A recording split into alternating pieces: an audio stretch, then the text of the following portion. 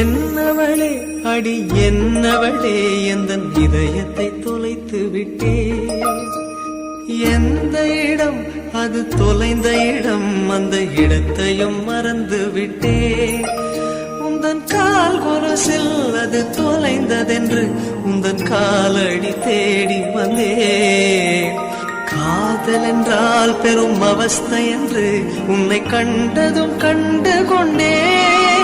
எந்தன் கழுத்து வரை இன்று காதல் வந்து இரு கண் விழி பிதுங்கி நின்றே.